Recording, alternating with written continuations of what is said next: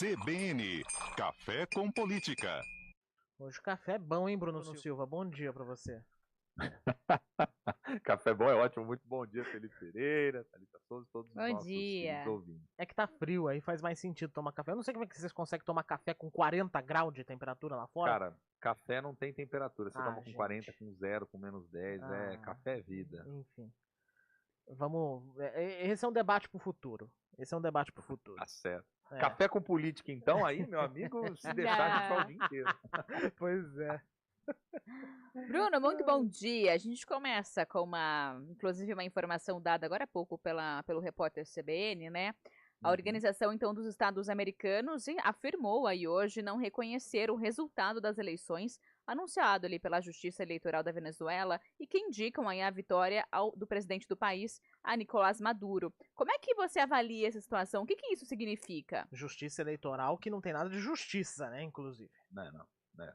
Tem de desorganização eleitoral crônica, né, na verdade, né? Vamos lá, gente, o CNE, que é o órgão ali, né, o que seria o equivalente a nosso Tribunal Eleitoral aqui no Brasil, o órgão de justiça eleitoral, eu acho que tem dois problemas aí nessa história toda. Tem múltiplos problemas envolvendo a Venezuela, mas tem dois problemas específicos, né? Primeiro, que fez uma divulgação quando você só tinha 80% das urnas e já celebrou Maduro como vitorioso no domingo, né? Até alguns matemáticos vieram a público, tem reportagens também que foram trazidas por diversos órgãos de comunicação, dizendo que até matematicamente isso era ruim de ser feito naquele momento, porque ainda haveria milhões de votos aí a serem trazidos à tona e que poderia justamente dar aí uma diferença. Acho que a primeira questão é a pressa com que o regime, né, de Maduro tentou fazer para ganhar algum tipo de legitimidade. Mas, na verdade, gente, se a gente parar para pensar, todo esse processo na Venezuela, ele já estava encaminhado para o caos. E vou além ainda, né, o que é o mais lamentável dessa história toda. A gente tem um cenário ali que provavelmente pode desembocar numa guerra civil, de fato, no país vizinho, né? Por quê? Porque você tem uma série de problemas crônicos que vieram acontecendo com a Venezuela nos últimos anos, né?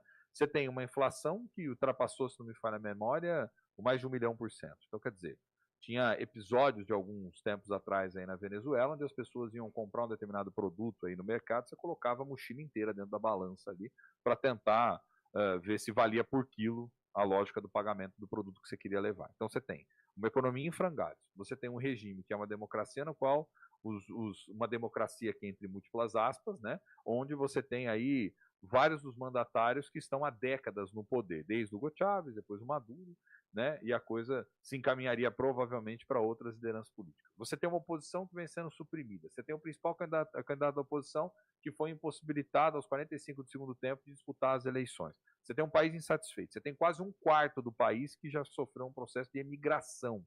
O Brasil, por exemplo, tem recepcionado muitos venezuelanos dentro dessa lógica, que não têm oportunidade, que não conseguem dar sustento às suas famílias. Então, assim, é o caos do combustível perfeito. Então, não tinha nenhuma dúvida de que, se o resultado não fosse a vitória da oposição, teria o que a gente está assistindo nas ruas. E também não tem nenhuma dúvida que, se o resultado não fosse o Maduro vencedor, o regime também faria uma pressão muito grande. Então, assim, ali é aquela história, a combustão já está dada, o caos já está dado. Não tem uma saída muito tranquila ali no caso da Venezuela. Quando você diz que a OEA, né, a Organização dos Estados Americanos, diz que não reconhece, portanto, o resultado eleitoral, porque pode faltar transparência, principalmente no que diz respeito ali ao que seria o semelhante nosso boletim de urna, que são as atas, né, feitas ali nas mesas de votação, para você poder contrastar os dados, porque a oposição alega que isso dá a vitória ao seu candidato, né? O governo diz que, na verdade, está tudo certo. Então fica uma guerra de narrativas num país que já está combalido e já está desacreditado internacionalmente. Então não tem solução muito simples ali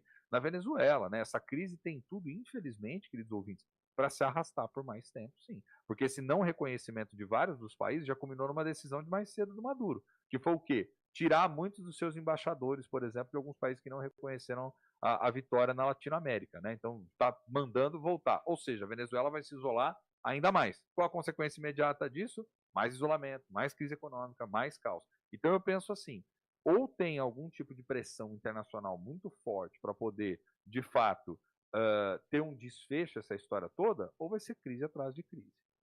Muito bem, voltando aqui para o nosso mundinho de Campinas, a gente tem uma reportagem do André Berenguel e eu quero a repercussão do Bruno Silva para ele poder explicar para a gente como é que funciona essa história. Por quê?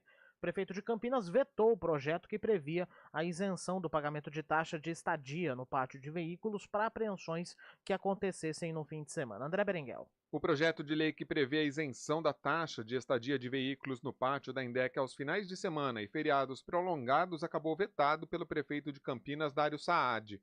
De acordo com informações da administração, a legislação eleitoral impede a concessão de benefícios em ano de eleições. Caso aprovado, segundo a Prefeitura, a isenção implicaria na retirada de uma cobrança imposta à população, sendo que o concedente do benefício, no caso o prefeito Dário, candidato à reeleição nas eleições de outubro. Dessa forma, o projeto só poderia ser aprovado e sancionado em 2025. Caso passe a valer em 2025, a isenção terá início para as apreensões que ocorrerem a partir das 3 da tarde de sexta-feira. Já nos feriados, o benefício valerá a partir das 3 da tarde da véspera do feriado ou feriado prolongado. O texto aprovado pelos vereadores não permite a isenção da taxa para veículos apreendidos por documentação irregular e nem em casos que a empresa responsável pelo pátio ofereça meios ao proprietário para retirar o bem nos horários previstos no artigo da lei. De acordo com a Indec, números mais recentes apontam que, de janeiro a maio deste ano, cresceu em 17,4% o número de veículos apreendidos e encaminhados ao pátio municipal. De Campinas, André Berenguel. Muito bem, Bruno Silva. E a pergunta que eu te faço é, ok, o prefeito vetou alegando a lei eleitoral, ok, nós estamos no período disso. Mas e se por acaso quisesse retomar essa discussão depois do período eleitoral? O próprio prefeito poderia ou é a Câmara que tem que agir nesse sentido? Acho que depende do que ele vai fazer, né, Felipe? Em que sentido? Se ele despachou o veto para o Legislativo, vai ter que aguardar a decisão do Legislativo. Se ele só anunciou, ó, vou vetar, hein? Mas segurou e depois da outra despacho, rever o veto é outra história. Tudo vai depender do que ele vai fazer com essa tramitação agora, né? Então, assim, se ele encaminhou um veto, por exemplo, já está encaminhado, já foi dada mensagem à Câmara dos Vereadores, está lá na mão dos vereadores. O que pode acontecer é o seguinte, os vereadores vão chegar, vão se reunir, logo, né?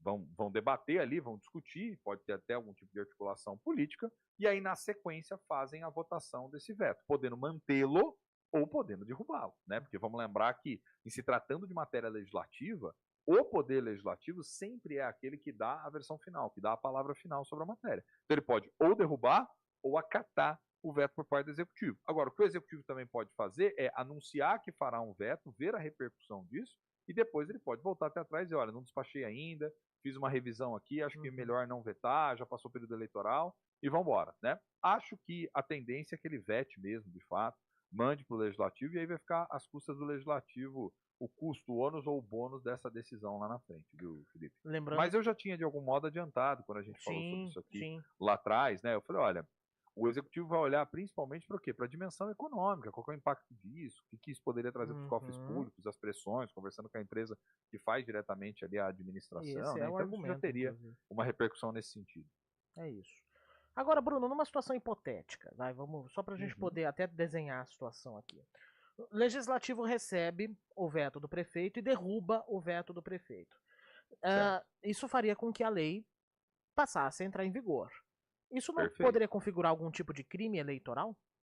Não, não necessariamente, porque na realidade, se a lei entra em vigor, novamente, o Legislativo ele é soberano para tomar esse tipo de decisão. O custo vai arcar sobre o Legislativo, e aí sim, podendo, Ministério Público, né, OAB, enfim, as entidades que são habilitadas lá a fazer o questionamento, poder fazer o questionamento legal da medida, dizendo, olha, essa medida que está em vigor é uma medida que não poderia estar, né, e portanto está em vigor, e aí alegando uma dimensão de inconstitucionalidade da medida, viu, Felipe? Muito bem. Bruno Silva trazendo todos os detalhes e os meandros da política. Gostou da palavra? Meandros. Nossa, você está gastando português. Eu estou gastando o dicionário hoje. O Bruno volta amanhã, nesse mesmo horário, aproximadamente. Até amanhã. Só faltou assim falar, nesse mesmo bate-horário, nesse mesmo bate-canal. Tô brincando, ó. Um abraço. Não, nesse mesmo bate-canal, sim. Agora o bate-horário já é diferente. Já é difícil, né? Depende do dia e das informações, né? Bom, vou deixar um bate-abraço para todos os nossos queridos ouvintes e amanhã a gente volta. É isso. 10h49. CBN, a a rádio que toca notícia.